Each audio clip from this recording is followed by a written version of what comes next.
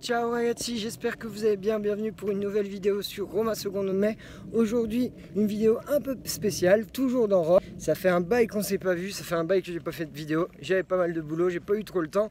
Mais en tout cas là, je vous fais une nouvelle vidéo sur la Via Appia. La Via Appia, c'est quoi? C'est la plus vieille route du monde, l'une des plus vieilles routes du monde. Il faut savoir que c'est les Romains qui ont créé le réseau routier. Allez, c'est parti pour cette nouvelle vidéo sur la Via Appia. On y va, andiamo!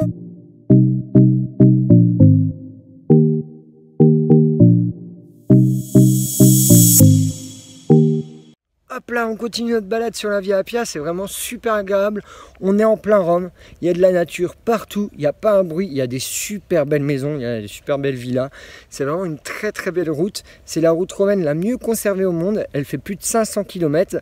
Elle passe par plusieurs régions d'Italie, notamment la Basilicata, la campagne. Elle va jusque dans les Pouilles. C'est vraiment magnifique. Allez, on continue notre balade, c'est parti, andiamo!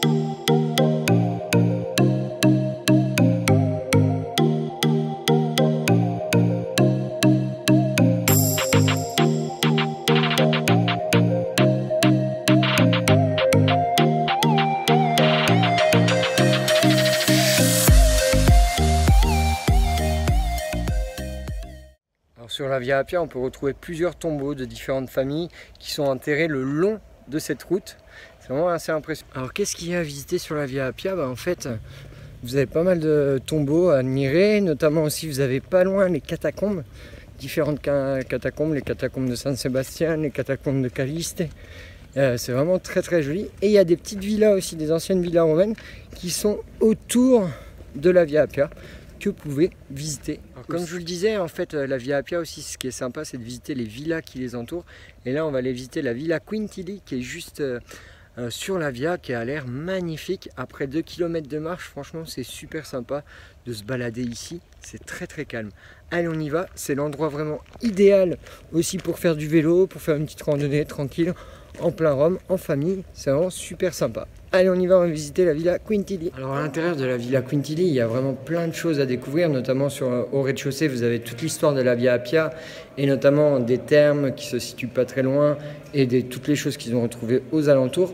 Et au premier étage, vous avez l'histoire un peu du cinéma sur la Via Appia, les différents films qui ont été tournés, notamment un film de Woody Allen, des films de Fellini. On parle de la Dolce Vita, la Grande Bellezza.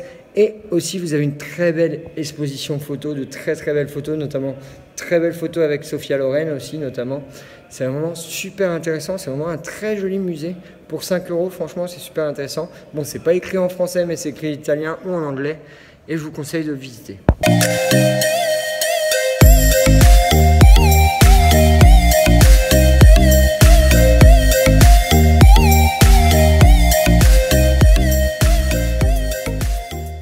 On continue notre balade au cœur de la Villa Quintili. On a fait toute la partie du musée qui est vraiment très agréable, qui est toute restaurée.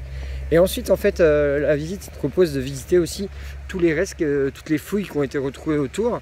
Pour vous situer à peu près à l'époque de la Villa Quintili, en fait, c'est l'époque de Marc Aurèle, de l'empire de Marc Aurèle. Et c'est vraiment super agréable de se balader dans ces grands jardins où vous avez plein de restes de fouilles, de bâtiments qui datent de l'époque des Quintili. C'est l'époque à peu près 152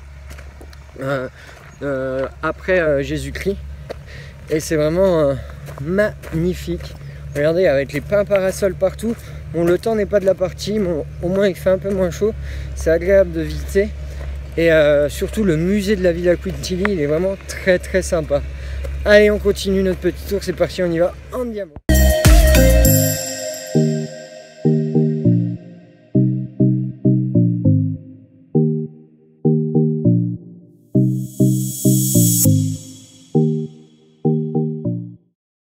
Et là, on est devant les anciennes thermes qui sont magnifiques. Franchement, il faut imaginer à l'époque où ça a été fait, encore, ça tient, c'est encore debout, quoi. C'est ça qui est impressionnant. Et là, on va aller voir les anciens restes du sol, qui est du marbre magnifique à l'intérieur de ces thermes. Allez, on y va, andiamo. Et là, on est sur, en fait, du marbre qui a été fait au 2e siècle après Jésus-Christ. Alors, c'est assez impressionnant dans l'état où c'est vraiment en super bon état. Et là, on va se balader à l'intérieur des thermes. On se retrouve avec juste derrière moi le petit amphithéâtre qui est juste derrière moi là.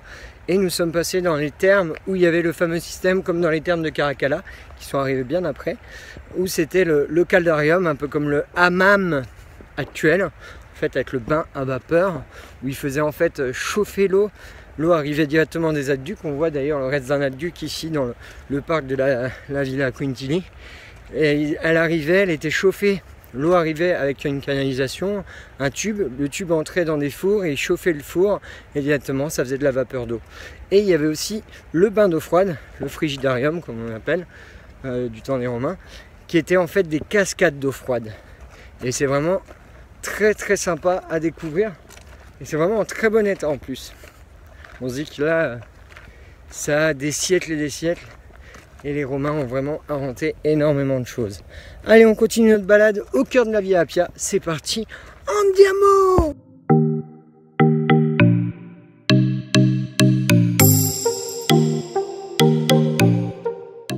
Voilà, on a fini notre petit tour sur la Villa Quintili. Franchement, ça vaut super le coup, c'est super sympa.